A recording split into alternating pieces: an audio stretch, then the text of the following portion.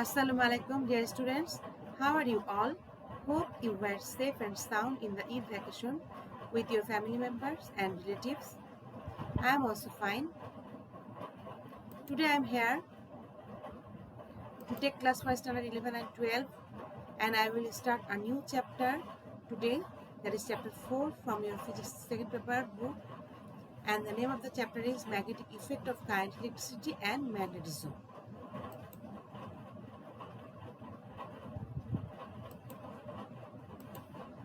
Dear students, here is my identification.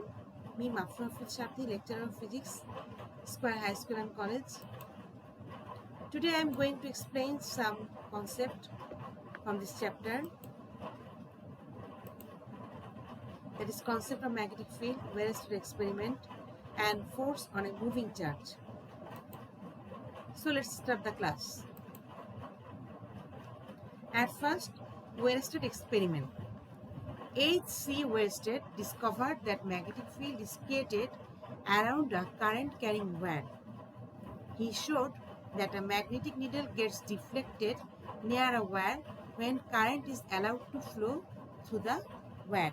These phenomena can be described with the help of an experiment. Look, here a magnetic compass is taken, magnetic needle is taken near a current carrying wire. The current carrying wire is connected with a battery and with a key. When the switch is on, then current will be flowing through the conducting wire.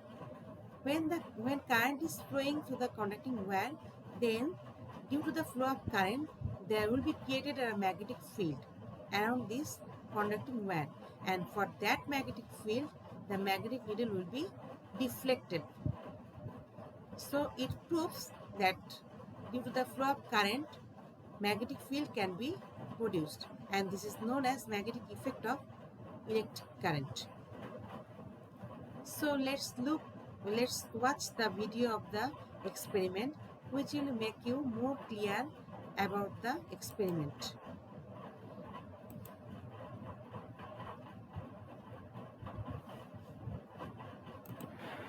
Field-Oersted experiments.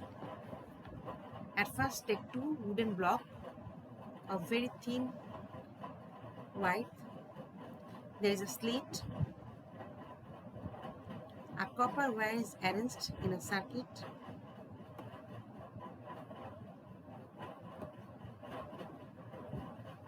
The wire is connected with a 9-volt battery, and there is a key to switch on or off. Here is a magnetic needle taken below the wire, and here is the bar magnet. Due to the bar magnet, the magnetic needle will be deflected. Now the bar magnet is taken away. When the switch is on, current is flowing to the wire, and the needle of the magnetic compass is deflected. That means due to the current flow, magnetic field is produced and the compass needle is deflected.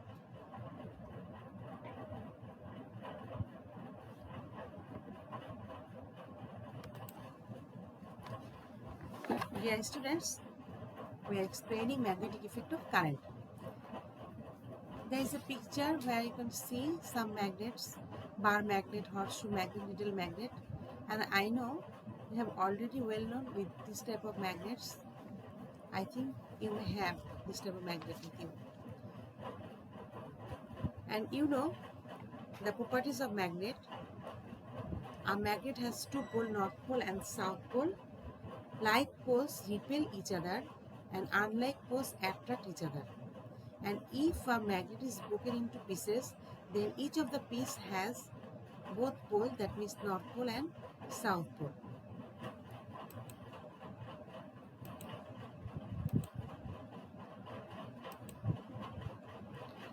Dear students, if I keep a bar magnet on a piece of paper and sprinkle some iron fillings on the paper, then the iron fillings will be arranged like this pattern for the attraction of the magnet. You know, Iron filings are magnetic substance, and those are attracted by the bar magnet, but they will be attracted by the bar magnet in a pattern, and that is pictured here. So here you are seeing some lines are emerging from the North Pole and entering into the South Pole. These imaginary lines shows that in how the iron fillings are attracted to the bar magnet and they are arranged around the bar magnet. So these imaginary lines are known as magnetic lines of force.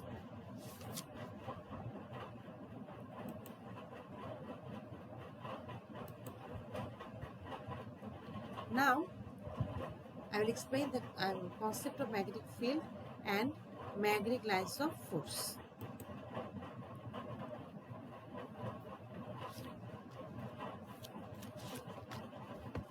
So, the space or region around a magnet or a wire carrying current whereby the magnetic needle shows deflection, that space or region is called magnetic field or magnetic field of that magnet or wire carrying current. Look, here there is a bar magnet. This is the North Pole and this is the South Pole. So the space around this bar magnet into which the attraction of the bar magnet with any magnetic substance or the magnetic needle is occurring is known as magnetic field. Here you can see these imaginary lines. These are not practically existed. These are imaginary lines, and these are known as magnetic lines of force. And it is emerging out from the North Pole and entering into the South Pole. So if I take an isolated North Pole in front of the North Pole of the bar magnet, then what will happen? Dear students, I have already told you, if a magnet is broken into pieces, then there should be two poles, North Pole and South Pole. So practically it is not possible to get any isolated North Pole. So let's imagine there is a magnet which has only North Pole. So if an isolated North Pole is taken in front of the North Pole of the bar magnet, then what will happen? This North Pole of the bar magnet will repel the isolated North Pole. Here the isolated North Pole, okay, that is moving in the imaginary line. So the isolated North Pole will be repelled by the North Pole of the bar magnet and it will be attracted by the South Pole of the bar magnet. That's why it will move from north to south on this imaginary path or on this imaginary line, which are known as magnetic lines of force. So the definition of magnetic lines of force can be like this: the path along which an isolated North Pole moves is called magnetic lines of force or magnetic field lines. And from outside of the bar magnet, the magnetic lines of force are emerging from the North Pole and entering into the South Pole. That means it is moving from its direction is from north to south. But inside of the bar magnet is from south to north. So it can create a loop around the bar magnet. Look, this is the isolated North Pole and it is repelled by the North Pole and being attracted by the South Pole. It is moving on the imaginary line which is known as magnetic lines of force. Look, so from outside of the bar magnet, it is from north to south. The direction of the magnetic lines of force is from north to south, but from the inner side of the bar magnet, it is from south to north. So that means the magnetic lines of force creates a loop around this bar magnet. Here you can see.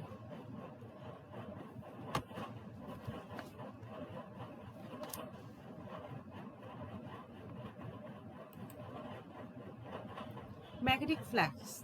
If a plane is considered in the magnetic field, then the number of lines of force crossing through the surface is called magnetic flux. It is denoted by phi. Look, here this is the direction of the magnetic lines of force which are passing through the unit area. That means here I consider an unit area in the magnetic field of a bar magnet. Then the number of lines of force that pass through this unit area is known as magnetic flux, which is denoted by phi, and phi equal to B into A. Here B is the magnitude of the magnetic field. Magnetic field is denoted by B, as electric field is denoted by E. We have earlier read it. And A is the area, is the surface area.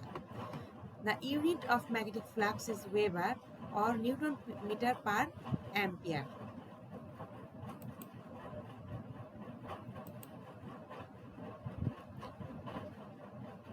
Here is also the picture of magnetic lines of force. Now I will explain the properties of the magnetic lines of force. Magnetic lines of force form closed curves or loops, as I have already told you. Outside the magnet emerge from north pole and end at the south pole. Inside the magnet flow from south to north pole. Gives relative measure of magnetic field strength. Magnetic field is strongest near the ends of the pole. No two field lines can intersect each other. Look, these are the lines of force, and here you are seeing the lines of force are very closer at the two poles. So there is the strong magnetic field near the two poles, near the north pole and near the south pole. And no two field lines can intersect each other. Look here.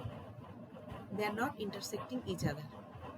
They are separated from each other with a distance.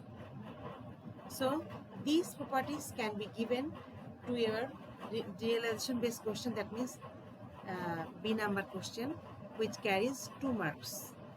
You must memorize the properties.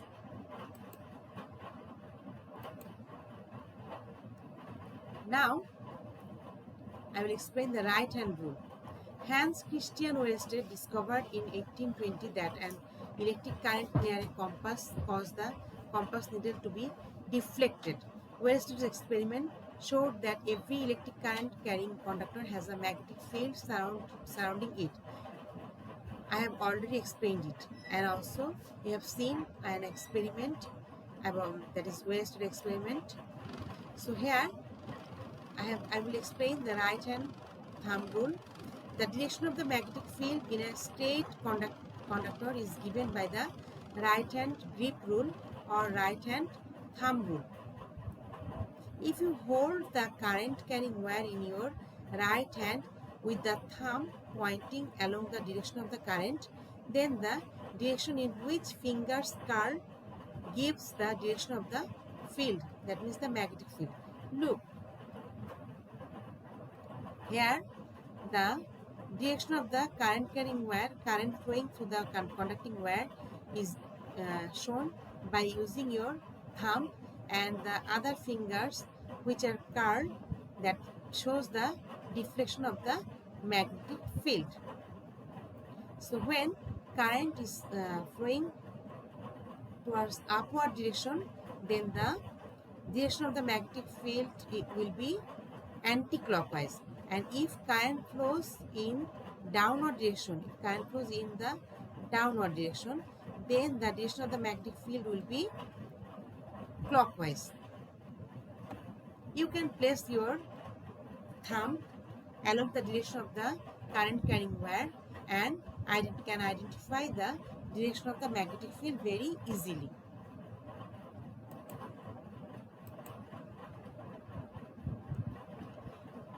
Dear students, magnetic field is a three-dimensional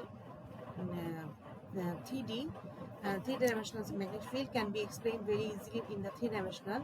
but in the laptop monitor or on the copy or on the page of your copy or on the question paper, the picture of two-dimensional can be shown. So in the two-dimensional case, we can show the magnetic field by giving cross or by giving dot and by giving straight line. So if B is directed into the page, we use crosses representing the tail of arrows indicating the direction of the field. That means if you consider the magnetic field, direction of the magnetic field is into the page or into the screen of the laptop or monitor of the laptop, then you can show that by using cross sign. Cross sign means the magnetic field is inside the monitor or inside the board or inside the page which you are using. And if dot is given, then you can understand, you can think that the magnetic field will be outside the page or outside of the monitor, outside of your classroom board, whiteboard. And if B is in the page, then we use the lines with arrowheads.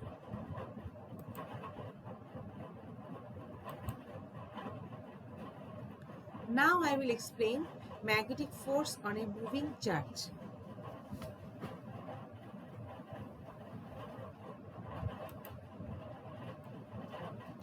Dear students, in the previous chapter, that means from chapter 2, we have seen if a charge is kept then at any place, then an electric field is created around it.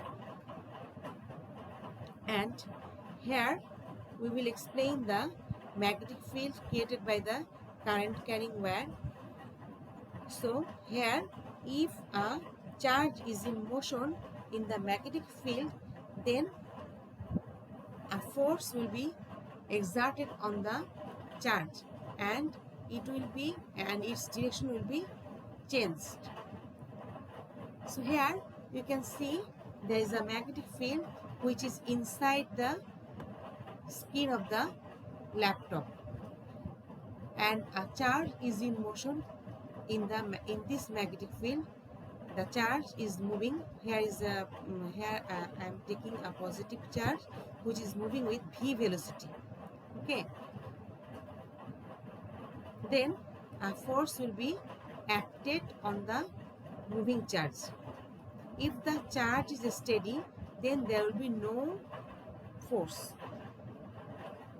But if the charge is in motion, then only in that case force will be exerted on the charge. So here I will explain how to find out the direction of the force. Look, if positive charge is in motion in the magnetic field, then the charge will get a force towards upward direction. That means the charge path of motion will be bent for the upward force.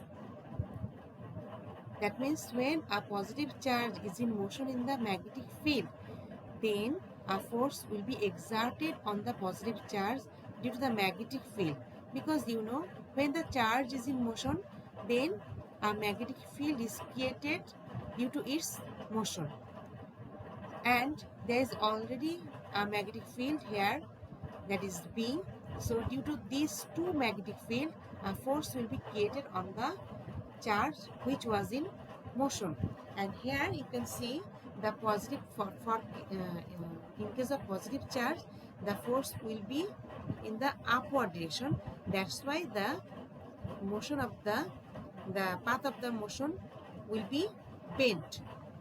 And if you take a negative charge, that means electron, here in case of positive charge you can take proton or alpha particle, because you know alpha particle also positively charged, and here you can take beta particle or negatively charged electron.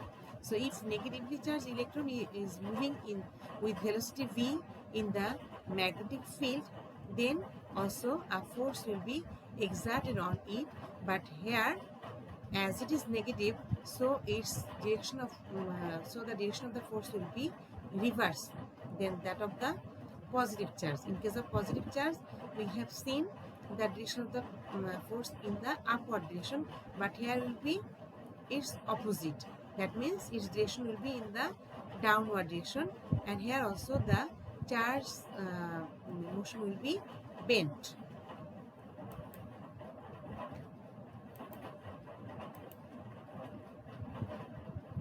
The magnetic force on a free moving charge is perpendicular to both the velocity of the charge and the magnetic field with direction given by the right hand rule.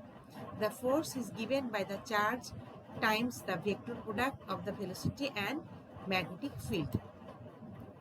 Look, here your thumb is indicating the direction of the velocity.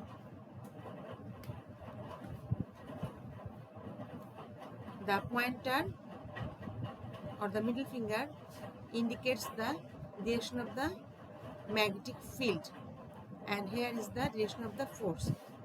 So you can see the angle between the direction of the velocity and the force is what? 90 degree, and the angle between magnetic field and the direction of the velocity is theta.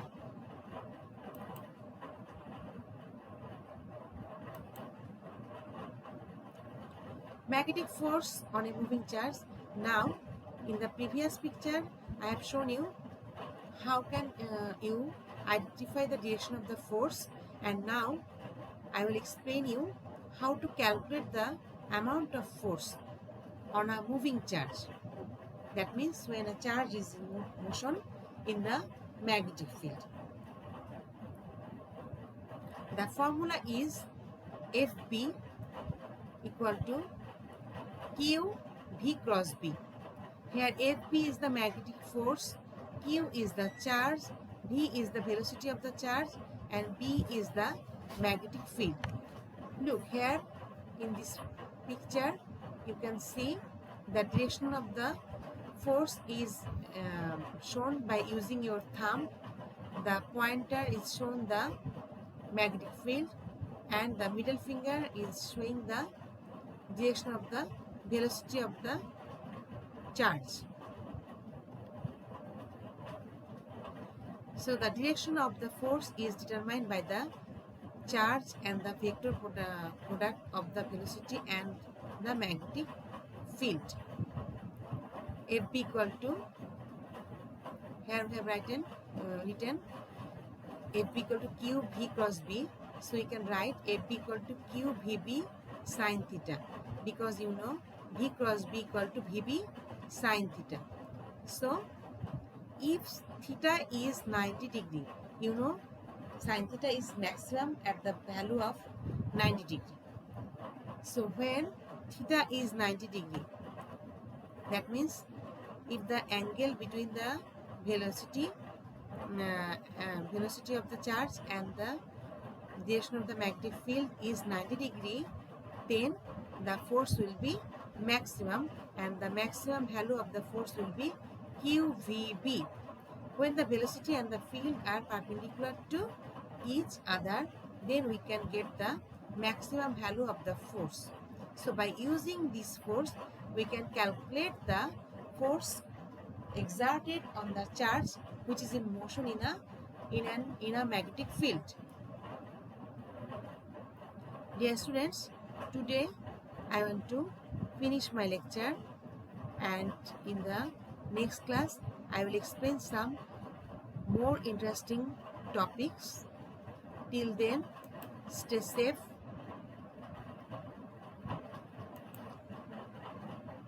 There is a moral for you. Work hard in silence. Let success make the noise. Goodbye, everybody.